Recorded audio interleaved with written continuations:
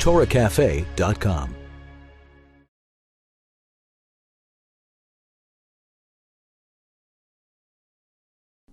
Welcome to Marriage Matters. My name is Rabbi Daniel Schonbach. I'm a licensed marriage and family therapist based right here in New York. On this new and exciting video series, I'm here to answer your questions about marriage, relationships, dating, and almost anything to do with family issues. This is a very exciting series because not only will I be talking about things which interest me, I want to respond to questions that you, the viewers, may have. And to do this later on, you'll be learning about how to email me your questions that I'll be answering each and every week. Now, some of the topics that I'll be dealing with include how to deal with marital stress, communication, expressing difficult emotions in marriage, how to deal with complex parenting issues, dating issues, issues of emotional or mental illness, and even how to deal with that difficult period called the engagement period. So all of this is coming up, and I really look forward to your questions. Today we're going to start with an introduction to marriage and marriage relationships, and during my series I'll be relating to concepts in Chassidus, from the Torah, from psychology, and from marriage and family therapy. And to begin with, I want to talk about what is the purpose, what's the tachlis of a healthy and a very good and connected marriage and relationship. Well, as a psychologist, I often look into the Torah for answers for these questions. And in Bereshis, we learn about the purpose of a marital relationship and where it's all going. And the pasuk says, Al kein yazav ish es aviv es imai v'davak be'ishtay v'hayu levasar echad. The Torah tells us when a man wants to get married, he leaves his father and mother. About leaving one's father and mother and in-law relationships, we'll deal with it another time. But for today, I'm very interested in the next part of the pasuk, which says, V'davak v'ishtay. V'davak v'ishtay means that a person needs to cleave to his wife, to learn how to get close. Really, in simple language, to build a relationship with his wife. And to the extent that he's able to experience or achieve that dveikus, to that degree the person will experience what the Torah is referring to as Vasar Echad. Vasar Echad, according to Rashi, simply means that when two people get together, they'll have a child, and that child will be Vasar Echad, the child will be one flesh from the parents.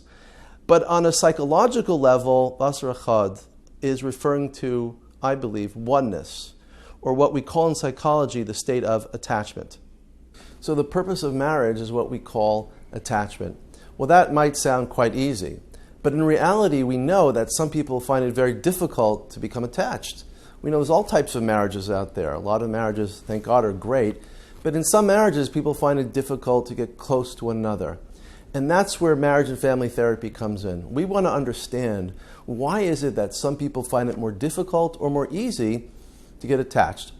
And once we understand that, we can help each individual improve their attachment style and get closer to their spouse and to have a much better relationship than they had before that. So the question becomes like this: why is it that some people find it easier to get attached while some people find it more difficult to be attached to their spouse and have a healthy and happy marriage? I want to share with you some incredible psychological insight from a great British psychiatrist named John Bowlby. John Bowlby was the founder of something called attachment theory. Attachment theory is one of the deepest theories in the human mind, which helps us understand exactly and answer that question, why certain people have trouble getting closer and some people find it more easier. What John Bowlby did is, to understand marriage behavior, he went way back. He went back into people's childhoods and was interested in understand how do mothers and children connect? How do they attach or detach? And John Bowlby must have studied hundreds, if not thousands, of mothers and children. And he started seeing that there are certain patterns that evolve between mothers and children. And they're very predictive of future behavior and attachment as well. There are three specific styles in attachment. The first style of attachment is called secure attachment. What is that secure attachment? We look back to childhood and just imagine for a moment a mother who's confidently and securely holding her child. It could be a boy or a girl. She's feeling comfortable with her child. She's feeling attached to her child. She's able to express a lot of love to that child, whether it's feelings of love and closeness or feelings of affection. She feels easy to express those feelings. She takes care of the child's physical needs, whether the child's hungry or tired or sick. She responds to the child's needs in a timely fashion. Not only does she take care of that child, if a child, for example, experiences fear or sadness, and the child turns to the mother and goes, "Mommy, I'm so sad," the mother just kind of embraces the child and says, "Sweetheart, let me talk to you about your feelings. You can feel safe with me to express what you're experiencing in your day or in your life." So that is what represents, according to Bowlby, secure attachment. Secure attachment, very deep down inside, comes from knowing that there's somebody else in your life that deeply cares about you. Somebody else in your life is actually thinking about you. That's where secure attachment comes from. Why is this important in terms of marriage counseling? Because according to Bowlby, when you have that secure, deep, loving attachment in early childhood, let's say 23, 22 years later, you're about to get married, you will more easily experience that attachment once again with your spouse. Remember, your first attachment figure is primarily your mother and then becomes your father as well. But years later, you leave your parents. Al-Kin Yazov, it said you have to leave your parents. But Dafka Be'ishto, you become one with somebody else right now. That new person is your new attachment figure. And if you experience secure attachment earlier on in your life, you can more easily experience that secure attachment in your relationship now. People that are securely attached in marriage, for example, are able to express affection. They're able to be home for their spouse. They're able to talk to them. They don't shut down from an emotional relationship. And they're able to hear when their spouse feels sad or scared or has emotional needs for them to comfort them. That's secure attachment. What are the other types of attachment? The second type of attachment, according to Bowlby, is what he called insecure or anxious attachment. What if somebody had a mother who was extremely anxious, or what he called preoccupied? She's always worried about parnasa problems, she's worried about emotional issues in the family, perhaps there's, God forbid, illness in the family, and that mother is like highly preoccupied and always worried, but never focused on you, the child. So sometimes she's there and sometimes she's not there. When she's there, she might be screaming, highly emotional. She's kind of erratic, actually. So what happens is that child integrates that feeling that my mother is not always there for me. Sometimes she's here for me, sometimes she's not here for me. And according to Bowlby, that child becomes insecure. They develop what we call an anxious attachment. They're always worried, does my caregiver love me? Am I truly loved by somebody else in this world? Because I'm not sure if I am. Now, according to Bowlby, that person gets married, and when they get married, they also experience that insecurity in their relationship. They become very, very anxious. The person that feels an anxious attachment when they're married asks questions like, do you really care about me? Do you really love me? If you really love me, you'd answer my phone calls automatically. If you really love me, when you said you'd be home, you'd be home.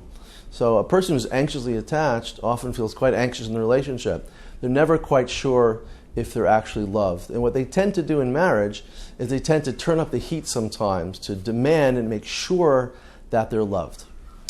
The third style of attachment is called avoidant attachment.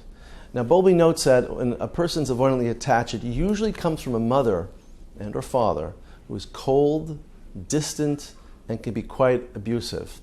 They kind of they don't show a lot of interest in their child at all. They'd rather keep the child at an arm's length. Right? So when the child is crying, they're not going to respond to the child's emotional needs. When the child's scared, they say, well, you better, toughen up and deal with it yourself. They may not even provide a lot of the physical and emotional needs that child really needs to survive and to thrive. So what happens is that child early on develops what we call an avoidant attachment. Somewhere deep inside that child at an early stage, and this is an unconscious process, they begin to turn off their emotions. They begin to reason like this. If I ask for my needs from my parent, I'm only going to be frustrated. So it's better not to express my emotions or ask for my needs. Then they just turn off their needs. They don't ask for closeness anymore. They become cold. They become like a stone. They begin to withdraw to protect themselves from being hurt by that parent. A whole bunch of years later, that child becomes an adult. He or she gets married. And he or she will find it difficult to get close to their spouse in the relationship. They'll shut down their emotions.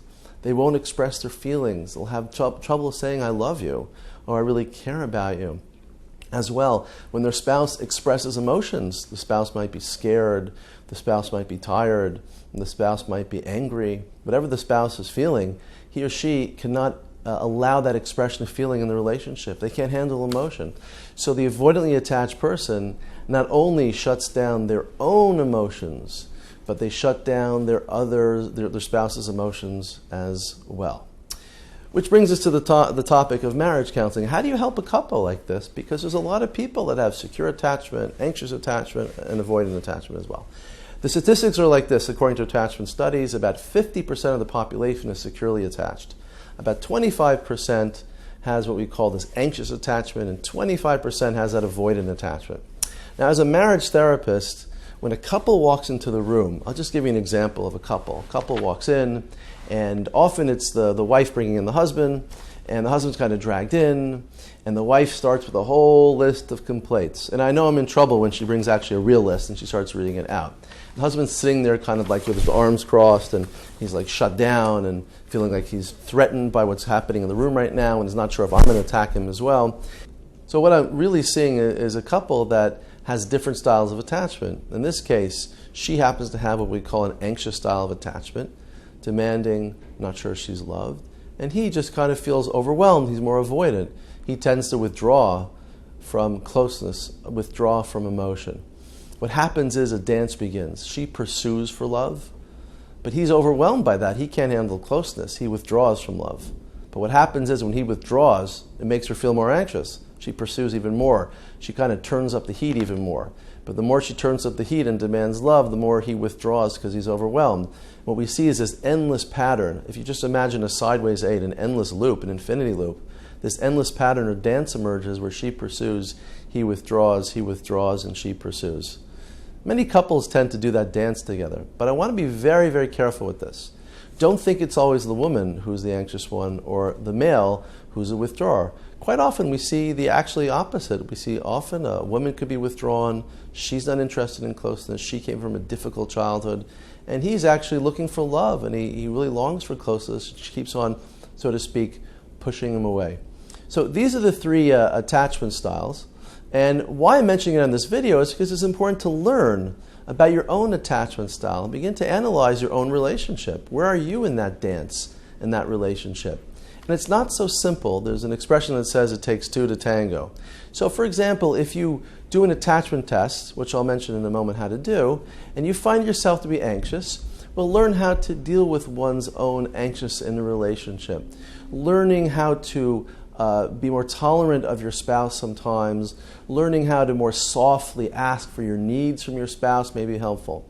If you find yourself to be more avoidantly attached, withdrawn, then learn how to actually start speaking to another person. Learn how to become a little more comfortable with expressing emotion. And there's many great exercises we'll be doing together to learn how to do that more effectively. So just to summarize, there's three types of attachment. If you want to learn about what is your style of attachment, please go to my website, www.jewishmarriagesupport.com. I'll have there a little posting. It's a Word document. It's a small, short attachment survey. It'll help you understand more about your own attachment needs. And as we go along in this series, we'll be developing ways by which you can help your own attachment style and improve your marriage. Now, one of the greatest things about this series is I'm not just going to talk, I'm going to answer your questions. So if you have any questions for me about marriage, about dating, about relationships, please feel free to contact me. All of your emails will be kept in 100% confidentiality. I'm a licensed therapist. Nothing will be shared with anyone. I will anonymously just read out your questions and answer them to the best of my ability. To find out about my email address and contact information, as I mentioned above, go to my website, www.jewishmarriagesupport.com. I look forward to meeting with you next week.